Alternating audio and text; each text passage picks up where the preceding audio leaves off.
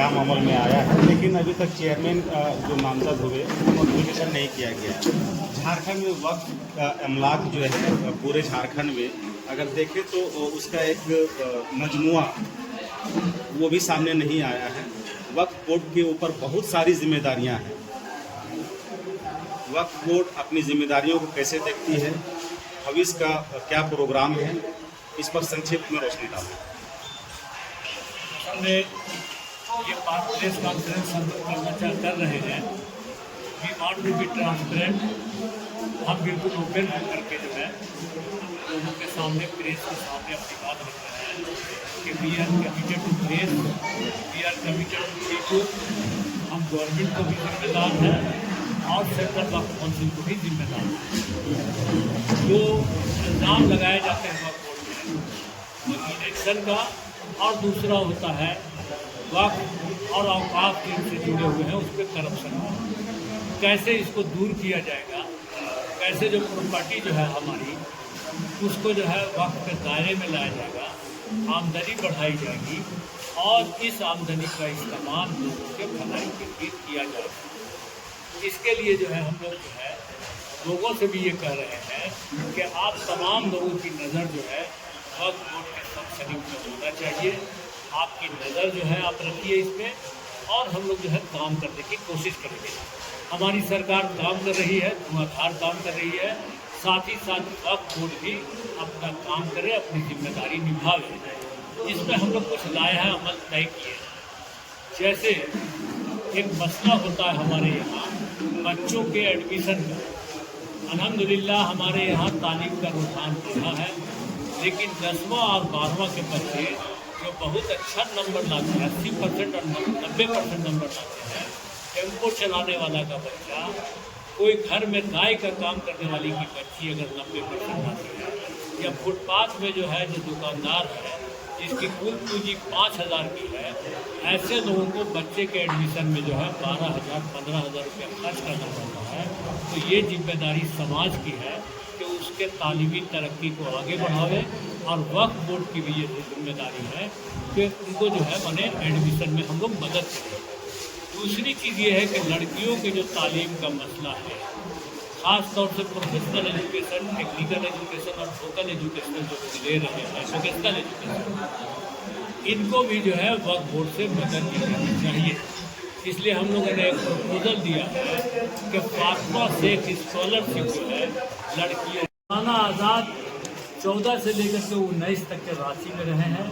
उन्होंने यहाँ के समाज पे अपना बहुत असर छोड़ा है।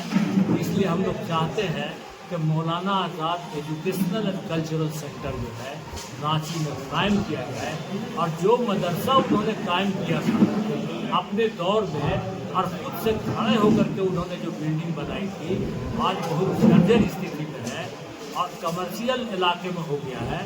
तो हम लोग चाहते हैं कि मौलाना आज़ाद कल्चरल एंड एजुकेशनल सेंटर जो है एक बनाया जाए, और 11 नवंबर को उनका जो है यौम पैदाइश है, इस मौके पे ऐलान किया जाए इस कल्चरल एजुकेशनल सेंटर का, जो 5 एकड़ में बनाया जाना चाहिए। इस तरह के कई प्रोग्राम हैं, और ये प्रोग्राम जो है वक्त को अंडरटेक करना चाहिए, लेना चाहिए और करना चाहिए। सरकार से जो है इस सिलसिले में जो भी मदद की जा सकती है वो लेने की हम लोग को कोशिश करनी चाहिए। इसलिए कि सरकार भी काम कर रही है, काम करना चाह रही है, काम करवा रही है।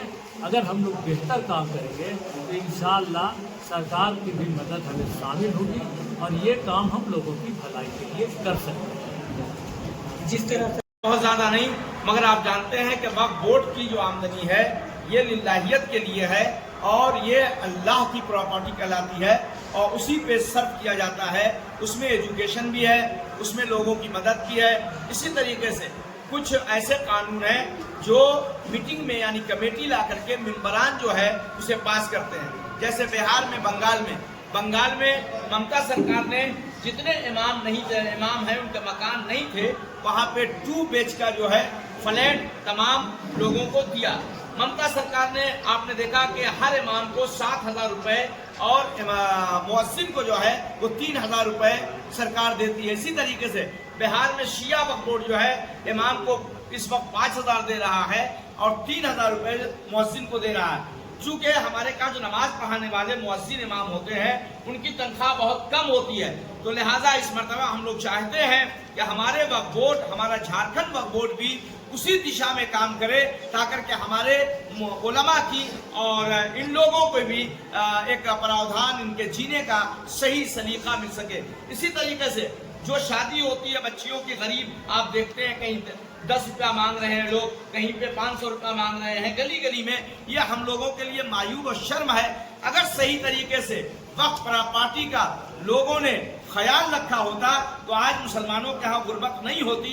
मगर सबसे बड़ा अन्याय सरकार ने जो किया है तो किया है, वक्फ बोर्ड की जमीन पे जो लोग काबिज हैं उन लोगों ने सबसे ज्यादा जो है ये इस्तेहसाल किया है और ये नुकसान पहुंचाया है।